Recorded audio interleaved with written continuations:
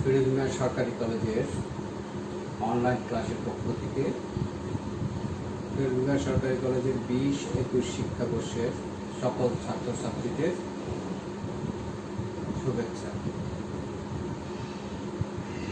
আমি আজকের ক্লাসটা 20-21 শিক্ষাবর্ষের ব্যবসা শিক্ষা শাখার ছাত্রছাত্রীদের উদ্দেশ্যে করছি।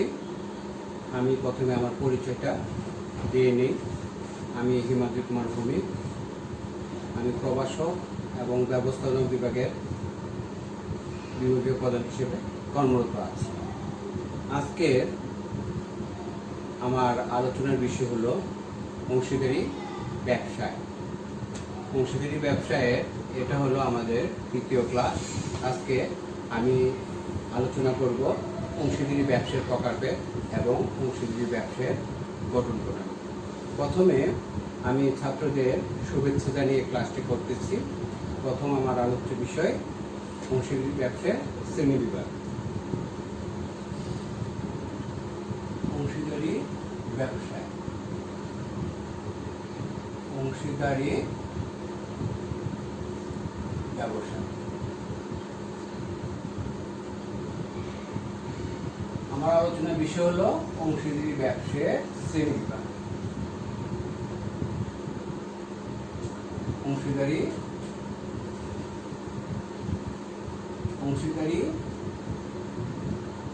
ব্যবসায়ে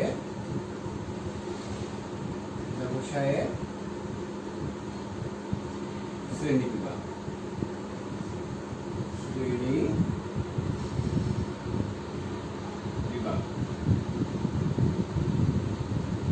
আমাদের অংশীদারি ব্যবসার সংগঠনে বিভিন্ন ধরনের অংশীদারি ব্যবসা আছে। কতগুলো আছে আমরা তা আজকে আলোচনা করব। আমরা অংশীদারি ব্যবসার শ্রেণী বিভাগ আলোচনা করব। অংশীদারি ব্যবসা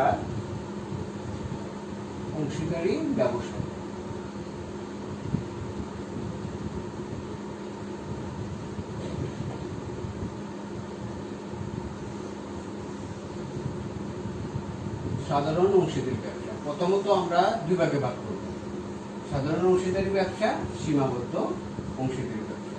একটা হলো কি সীমাবদ্ধ অংশীদারি। সাধারণ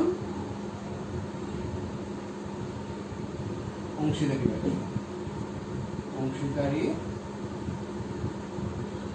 ব্যবসা, সাধারণ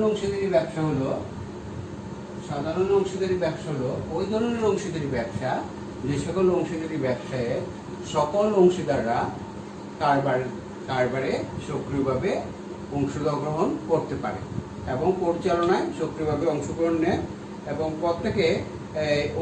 প্রত্যেকের দায় সীমাহীন থাকে। এই ধরনের ব্যবসাকে সাধারণ অংশীদারি ব্যবসা বলা হয়ে থাকে। হ্যাঁ, আর এখানে একটা কথা কি, তাদের দায় অসীম। প্রত্যেক অংশীদারদের দায় অসীম। অসীম বলতে কি, অর্থাৎ তারা যে সরবরাহ করে মূলধন, সেই মূলধনের বাইরেও তাদের ব্যক্তিগত সম্পত্তি দায়বদ্ধ থাকে। যেমন একটা অংশীদারি ব্যবসায় কোনো অংশীদার যদি দেউলিয়া ঘোষিত হয়, অর্থাৎ দেউলিয়া মানে কি, যে ব্যক্তি ঋণ পরিশোধে অক্ষম তাকে আমরা দেউলিয়া বলে থাকি। বাংলাদেশে 1997 সালে দেউলিয়া আইন চালু আছে। অর্থাৎ কোনো ব্যক্তি যদি দেউলিয়া ঘোষিত হয় তাহলে সেই প্রতিষ্ঠানে যেসব অংশীদার বিত্তশালী তাদেরকে সেই দায়ভার বহন করতে হয়। এই কারণে বলা হয়েছে অংশীদারি ব্যবসার দায় অসীম। আরেকটা ব্যাপার, এই ধরনের অংশীদারি ব্যবসায় সকলে কিন্তু অংশীদারি পরিচালনায় অংশগ্রহণ করতে পারে। কেউ যদি আপাতত অর্থাৎ বর্তমানে অংশীদারি ব্যবসার পরিচালনায় অংশগ্রহণ নাও করে থাকে, তাকে অন্যান্য অংশীদার যারা অংশীদারি ব্যবসা পরিচালনা করতেছে না তারাও ভবিষ্যতে তা পরিচালনায় অংশগ্রহণ করার সুযোগ রাখে। এখন পরবর্তীটা হলো আমরা পরবর্তী আলোচনা করব এই সাধারণ অংশীদারি ব্যবসার শ্রেণী বিভাগ। আবার তার সাধারণ অংশীদারি ব্যবসাকে কয় ভাগে ভাগ করা যায়? দুই ভাগে ভাগ করা যায়। সাধারণ অংশীদারি ব্যবসাকে কয় ভাগে ভাগ করা যায়? দুই ভাগে ভাগ করা যায়। সাধারণ অংশীদারি ব্যবসা, সাধারণ অংশীদারি ব্যবসা অংশীদারি ব্যবসাকে কয় ভাগে ভাগ করা যায়? দুই ভাগে। এটা সাধারণ, এটাকে কয় ভাগে ভাগ করা যাবে? দুই ভাগে ভাগ করা যাবে। একটা হলো ঐচ্ছিক অংশীদারি ব্যবসা, ঐচ্ছিক অংশীদারি ব্যবসা, ঐচ্ছিক অংশীদারি ব্যবসা, অংশীদারি, ঐচ্ছিক অংশীদারি ব্যবসায়। অর্থাৎ আমরা যেটা বলি, যেসব অংশীদারি ব্যবসায়ের মেয়াদ বা স্থায়িত্বকাল নির্দিষ্ট থাকে না, হ্যাঁ, তাকে ঐচ্ছিক অংশীদারি ব্যবসা বলা হয়ে থাকে। অর্থাৎ এই ধরনের অংশীদারি ব্যবসা কয়েকটা জিনিস নির্ভর করে। অর্থাৎ কোন ধরনের ব্যবসাকে আমরা ঐচ্ছিক অংশীদারি ব্যবসা বলবো? অর্থাৎ অনির্দিষ্ট সময়ের জন্য যদি কোনো প্রতিষ্ঠান গঠিত হয় এবং মেয়াদ উল্লেখ না থাকে, হ্যাঁ, সেক্ষেত্রে এই ধরনের ব্যবসা হলো ঐচ্ছিক অংশীদারি ব্যবসা। এরপরে আরো আছে, যেমন একটা অংশীদারি ব্যবসা নির্দিষ্ট উদ্দেশ্য সম্পাদনের উদ্দেশ্যে গঠিত হয়েছে। ওই নির্দিষ্ট উদ্দেশ্য সম্পাদনের পরেও ওইটার কার্যক্রম, ওই অংশীদারি ব্যবসার কার্যক্রম যদি চলতে থাকে, তাহলে তাকে ঐচ্ছিক অংশীদারি বলা হবে। আবার একটা অংশীদারি ব্যবসা যদি নির্দিষ্ট মেয়াদের জন্য গঠিত হয়ে থাকে, সেই মেয়াদ উত্তীর্ণ হওয়ার ফলেও যদি তার কার্যক্রম চলতে থাকে, তখন তাকে ঐচ্ছিক অংশীদারি ব্যবসা বলা হয়ে থাকে। আমাদের যে অংশীদারি ব্যবসা সম্পর্কে, ঐচ্ছিক অংশীদারি ব্যবসা সম্পর্কে 43 ধারায় 1932 সালের অংশীদারি আইনের 43-এর 1 ধারা বলা হয়েছে যে এখানে এই ধরনের অংশীদার বিরূপ সাধনের জন্য একটি বিজ্ঞপ্তি যথেষ্ট। অর্থাৎ বিজ্ঞাপন বা বিজ্ঞপ্তি জারির মাধ্যমে এই ধরনের অংশীদারি ব্যবসার বিলুপ্ত ঘটে। আর একটা আছে নির্দিষ্ট অংশীদারি ব্যবসা। এটা আবার আরেকটা ভাবে ভাগ করা যায়, সেটা হলো নির্দিষ্ট অংশীদারি ব্যবসা। নির্দিষ্ট অংশীদারি ব্যবসায়, অংশীদারি ব্যবসায়। অর্থাৎ আমরা যেটা আলোচনা করতেছি যে সাধারণ অংশীদারি ব্যবসা হলো ঐচ্ছিক অংশীদারি ব্যবসা, এটা হলো নির্দিষ্ট অংশীদারি ব্যবসা। অর্থাৎ নির্দিষ্ট মেয়াদে বা নির্দিষ্ট উদ্দেশ্য অর্জনের জন্য যে অংশীদারি ব্যবসা গঠিত হয়, তাকে নির্দিষ্ট অংশীদারি ব্যবসা বলা হয়ে থাকে।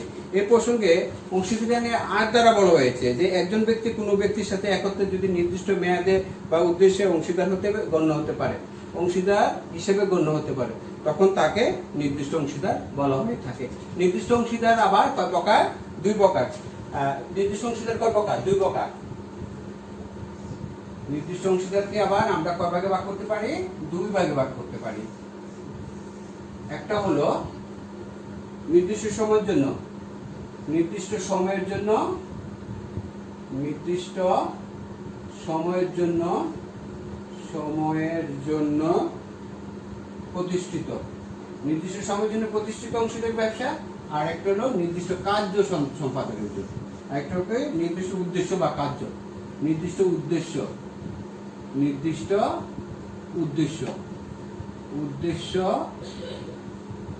সাধনের জন্য, সাধনের জন্য।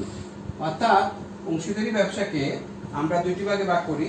একটা অর্থাৎ নির্দিষ্ট সময়ের জন্য প্রতিষ্ঠিত অংশীদারি ব্যবসা, অর্থাৎ যে অংশীদারি ব্যবসা একটা নির্দিষ্ট সময় বা মেয়াদের জন্য কি গঠিত হয়, ওই নির্দিষ্ট মেয়াদ বা সময় উত্তীর্ণ হওয়ার পর ওই অংশীদারি ব্যবসার বিলুপ সাধন ঘটে, তখন তাকে বলা হবে নির্দিষ্ট সময়ের জন্য প্রতিষ্ঠিত অংশীদারি ব্যবসা।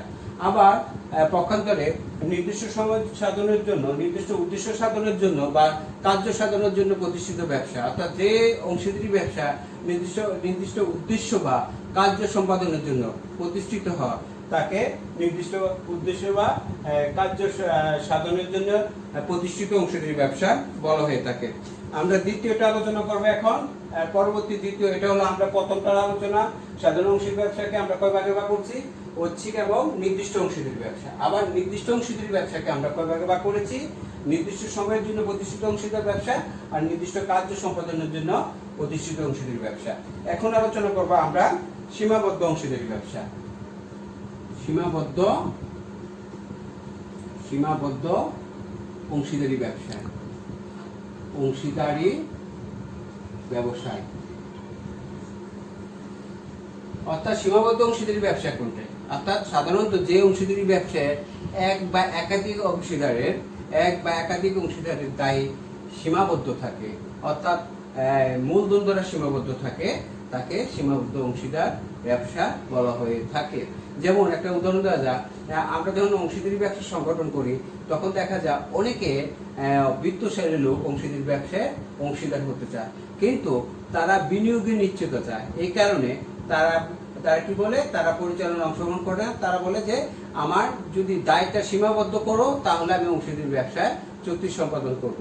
সেই ক্ষেত্রে যে শুরুতে যেমন তার কোনো অংশীদারের দায় সীমাবদ্ধ থাকে মূলধন দ্বারা, মূলত তারা বিনিয়োগকারী, তখন এই ধরনের অংশীদারকে কি বলে, সীমাবদ্ধ অংশীদার বলে।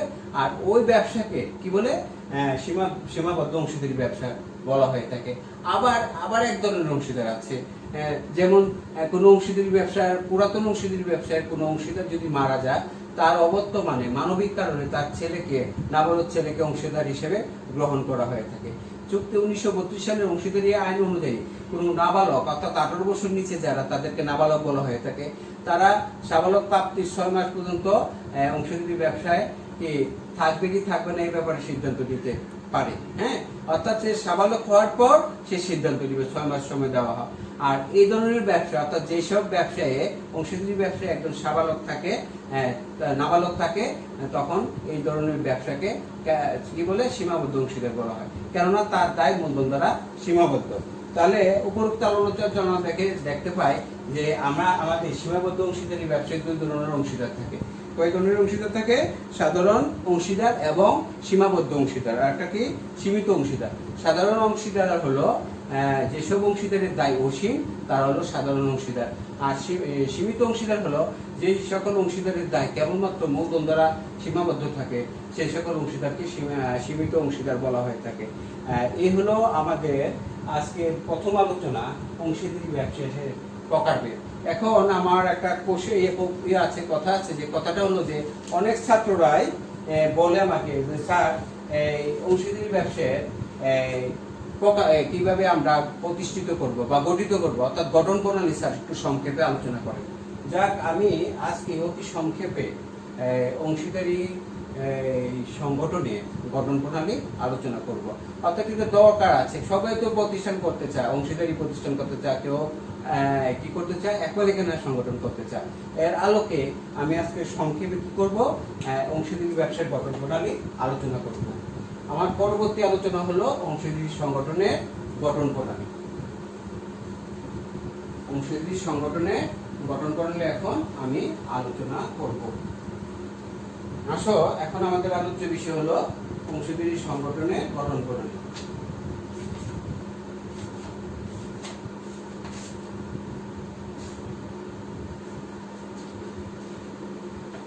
আমরা এখন আলোচনা করব অংশীদারি সংগঠনের গঠন প্রণালী। দ্বিতীয় আলোচনা, আজকের দ্বিতীয় আলোচনা। এটা 1932 লেখা উচিত, কারণ 32 সালের অংশীদারি আইন। আমরা আলোচনা করব অংশীদারি সংগঠনের গঠন প্রণালী। গঠন প্রণালী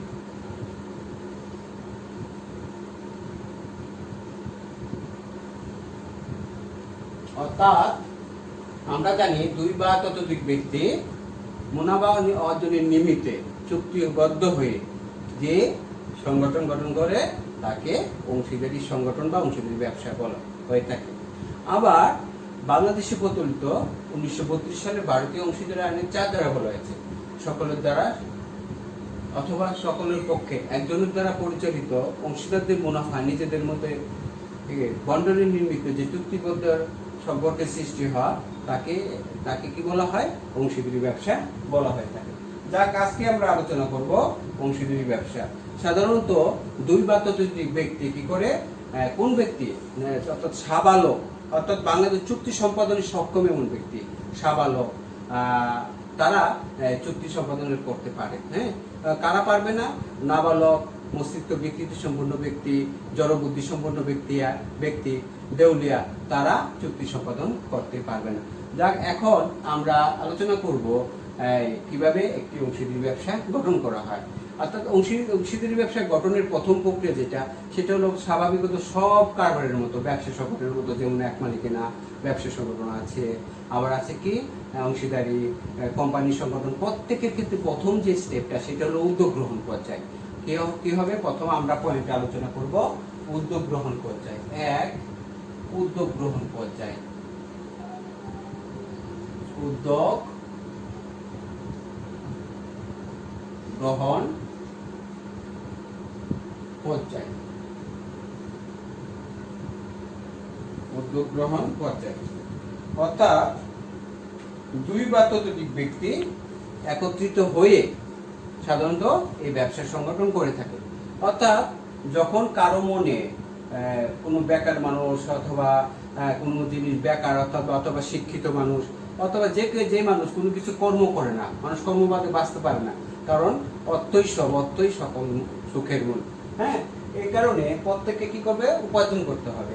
সে পর্যায়ে একজন কি করবে, চিন্তা করবে, ভাববে যে বাজারে এই সিজন আসতেছে, একটা দোকান উন্না বা উন্নার দোকানগুলো হয়েছে, দেখা দেখি প্রচুর বিক্রি হইতেছে একটা দোকানে। পাশাপাশি এই ধরনের অনেক দোকান কিন্তু পাশাপাশি হবে, যদিও লাভ প্রচুর হচ্ছে, কিন্তু লাভটা কি হয়েছে, ভাগ হয়ে যাবে। হ্যাঁ, উদ্যোগ গ্রহণ পর্যায়ে আইসা একজন বা একাধিক ব্যক্তি কি করবে, চুক্তিবদ্ধ হয়ে ব্যবসা সংগঠন করবে। সাধারণত একটা অংশীদারি ব্যবসা করতে গেলে কমপক্ষে কি লাগে, দুজন অংশীদার লাগে। 1932 সালে বাংলাদেশে প্রচলিত অংশীদারি আইনের অংশীদারদের কতজন সদস্য হওয়া উচিত তা বলা নাই, তবে বলা আছে ন্যূনতম 2 জন। তবে বাংলাদেশে প্রচলিত 1994 সালের অংশীদারি আইনের 4 ধারায় বলা আছে, বাংলাদেশে সাধারণত অংশীদারি ব্যবসার সদস্য সংখ্যা ন্যূনতম সাধারণ ব্যবসায়ের ক্ষেত্রে 2 জন হবে এবং সর্বোচ্চ 20 জন হবে। আবার ব্যাংকিং সেক্টরের ক্ষেত্রে ন্যূনতম সদস্য সংখ্যা 2 জন এবং সর্বোচ্চ 10 জন। তাহলে এই উদ্যোগ গ্রহণ পর্যায়ে এসে এই যে লোকের কথা বলছি, তারা একত্রে মিলিত হবে এবং যাবতীয় পদক্ষেপ গ্রহণ করবে। আচ্ছা, এখন যাবতীয় পদক্ষেপ হলো চুক্তি সম্পাদন। প্রথম দ্বিতীয় যে পদক্ষেপটা, চুক্তি সম্পাদন। চুক্তি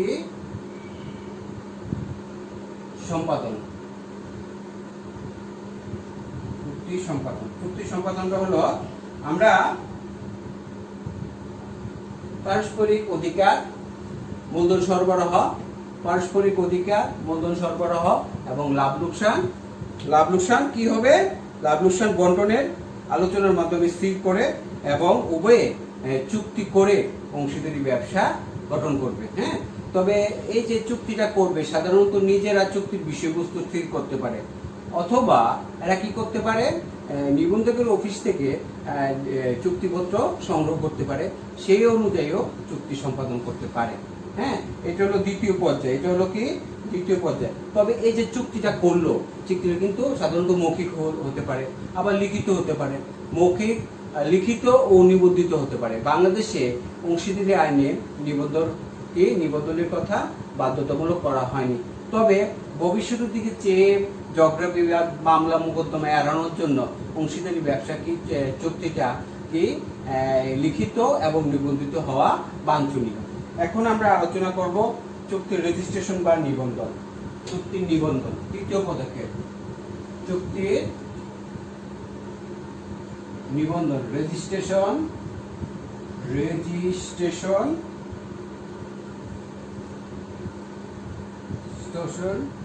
বা নিবন্ধন।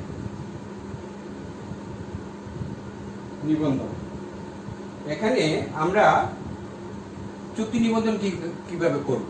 হ্যাঁ, বাংলাদেশে প্রচলিত 1932 সালের অংশীদারি আইনের 58 ধারা বলা হয়েছে, একটি অংশীদারি প্রতিষ্ঠান যে এলাকায় প্রতিষ্ঠিত হবে ওই এলাকা নিবন্ধকের অফিসে অংশীদারি সংগঠন নিবন্ধন করতে হবে এবং সেখানে গিয়ে একটা ফর্ম সংগ্রহ করতে হবে। হ্যাঁ, সেই ফর্মে কিন্তু বিভিন্ন তথ্যগুলো থাকবে। হ্যাঁ, আবার 59 ধারা বলা আছে, 58 ধারা অনুযায়ী কাজগুলা সম্পূর্ণ করলে নিবন্ধক সাহেব কি করবে, নিবন্ধন করে নেবেন। অর্থাৎ এই প্রতিষ্ঠানের নামে আলাদা একটা ফাইল খুলবেন, ফাইলে সবকিছু লিপিবদ্ধ করবেন, একটা রেজিস্ট্রেশন নাম্বার দিয়ে উনি নিবন্ধন করতে পারবেন। আবার যদি সংশোধনের সম্পর্কে বলা হয়েছে, উক্ত আইনের 61 এবং 62 ধারায় বলা হয়েছে, সংশোধনের ক্ষেত্রেও 61 এবং 62 ধারা অনুযায়ী নিয়ম মেনে অংশীদারদের প্রতিষ্ঠানের নাম সংশোধন করতে পারবে। এখন আসো ট্রেড লাইসেন্স সংগ্রহ। চতুর্থ যে অবস্থা সেটা হলো ট্রেড লাইসেন্স সংগ্রহ। ট্রেড লাইসেন্স সংগ্রহ। ট্রেড লাইসেন্স সংগ্রহ হলো পরবর্তী পদক্ষেপ, অর্থাৎ আমরা চুক্তিবদ্ধ হয়ে অংশীদারি সংগঠন গঠন করলাম, এরপরে এটা নিবন্ধন করলাম, আমরা চুক্তি সম্পাদন করলাম এবং সেই চুক্তিপত্র কি করলাম, আমরা যে অংশীদারি ব্যবসা নিবন্ধন করলাম, নিবন্ধন বলতে কিন্তু কি প্রতিষ্ঠানের নিবন্ধন বোঝায় না, প্রতিষ্ঠানের চুক্তিপত্রকে নিবন্ধন বোঝায়, অর্থাৎ চুক্তিপত্র কিন্তু নিবন্ধিত, প্রতিষ্ঠান কিন্তু নিবন্ধিত হয় না। হ্যাঁ, তাহলে আমরা ট্রেড লাইসেন্সটা সংগ্রহ করবো কিভাবে? আমরা যে এলাকায় আছি সেই এলাকা স্থানীয় প্রশাসন থেকে কি করতে হবে? ট্রেড লাইসেন্স সংগ্রহ করতে হবে। আমি যেমন ইউনিয়ন পরিষদের আন্ডারে আছি, আমাকে ইউনিয়ন পরিষদ থেকে ট্রেড লাইসেন্স নির্দিষ্ট ফিয়ের বিনিময়ে নিয়ম মেনে আবেদন করে কি করতে হবে? আমাকে ট্রেড লাইসেন্স সংগ্রহ করতে হবে। আবার আমি যদি পৌরসভা বা সিটি কর্পোরেশনে থাকি, সেক্ষেত্রে সিটি কর্পোরেশন বা পৌরসভা মেয়র সাহেবের অফিস বা দপ্তর থেকে বা ওয়ার্ড কমিশনের কার্যালয়ের মাধ্যমেও আমরা কি করতে পারি? ট্রেড লাইসেন্স সংগ্রহ করতে পারি। হ্যাঁ, তাহলে আমরা ট্রেড লাইসেন্স সংগ্রহ করার পর আমরা কার্যক্রম, প্রতিষ্ঠান যদি সাধারণ ব্যবসা প্রতিষ্ঠান হয় সেক্ষেত্রে কার্যক্রম শুরু করা হয়ে থাকে। আবার প্রতিষ্ঠানটি যদি বিশেষ ধরনের প্রতিষ্ঠান হয় সেক্ষেত্রে কিন্তু আমরা অন্যান্য সরকারের অনুমতিপত্র সংগ্রহ করতে পারি। অন্যান্য সরকারি দপ্তরের অনুমতি সংগ্রহ, অন্যান্য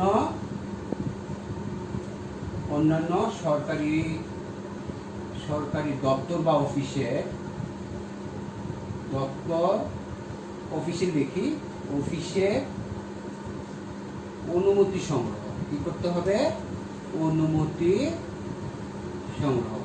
অর্থাৎ এখন যদি কেউ তোমরা কি করো অংশীদারি ব্যবসা গঠন করো, ট্রেড লাইসেন্স সংগ্রহ করার পরে তো সংগঠনের কাজ শুরু করতে পারবে। আবার তোমারটা যদি বিশেষ ব্যবসা হয়, যেমন ধরো তুমি আমদানি রপ্তানি ব্যবসা করতে চাচ্ছ, সেক্ষেত্রে আমদানি রপ্তানি নিয়ন্ত্রকের দপ্তরে গিয়ে একটা কি করতে হবে? অনুমতিপত্র সংগ্রহ করতে হবে। এরপরে তুমি তোমার কার্যক্রম, অর্থাৎ তোমার ব্যবসা যেটা সেটা আমদানি রপ্তানি কার্যক্রম তুমি চালু করতে পারবে। আর পরবর্তী এটা হলো শেষটা হলো কার্যারম্ভ। শেষের যেটা পয়েন্টটা সেটা হলো কার্যারম্ভ, অর্থাৎ কার্যারম্ভ। আমরা আমাদের উল্লিখিত কার্যাবলী সম্পাদনের পর আমাদের প্রতিষ্ঠান যদি বিভিন্ন রকম পথে হয়ে থাকে, যেমন ক্রয় বিক্রয় বা উৎপাদন, ক্রয় বিক্রয় বা উৎপাদন সংক্রান্ত হয়ে থাকে, এই বিভিন্ন ক্যাটাগরির প্রতিষ্ঠানগুলা তার অংশীদারি ব্যবসার কার্যক্রম শুরু করবে, আর তখন আর কার্যক্রম করার বাধা থাকবে না। এই হলো আমাদের আজকে দ্বিতীয় পাঠ, অর্থাৎ অংশীদারি সংগঠনের গঠন প্রণালী। অংশীদারি সংগঠনের গঠন প্রণালীর প্রত্যেক ছাত্রটিকে জানতে হবে, কারণ গঠন প্রণালীটা না জানলে ভবিষ্যতে যখন সে ব্যবসা ক্ষেত্রে বা কর্মক্ষেত্রে সে প্রবেশ করবে, যদি ব্যবসা করে, এই ধরনের ব্যবসা করে, তাহলে সেটা সম্পাদন করতে তার কষ্ট হবে। তাই আমি আজকে আমার যে ছাত্রছাত্রী আছে তাদের উদ্দেশ্যে বলতেছি, বাসায় মনোযোগ দিয়ে পড়বে এবং কোশ্চেন দুইটা দেখার পর কোনো সমস্যা হলে আমাকে টেলিফোন যুগে আমার লগে যোগাযোগ করবে, অথবা কমেন্টে আমার ইউটিউব চ্যানেল আছে হিমাদ্রি কুমার ভৌমিক, সেই ইউটিউব চ্যানেলে তুমি গিয়ে কোনো কমেন্ট করলে আমি তোমাদের সেই চাহিদা অনুযায়ী অবশ্যই পাঠ্যক্রমের সাহায্য দিয়ে আমি ভবিষ্যতের ক্লাসগুলো পরিচালনা করব। আজ তোমাদের সুস্থতা কামনা করি এবং সুস্থতা কামনা করে, এবং আমি আশা করি তোমরা কি করবা? স্বাস্থ্যবিধি অনুসরণ করবে এবং মাস্ক পরিধান করবে এবং বাসায় থেকে মনোযোগ দিয়ে পড়ালেখা করবে। আজকের মতো আমার ক্লাসটি আমি শেষ করছি। সবাইকে ধন্যবাদ।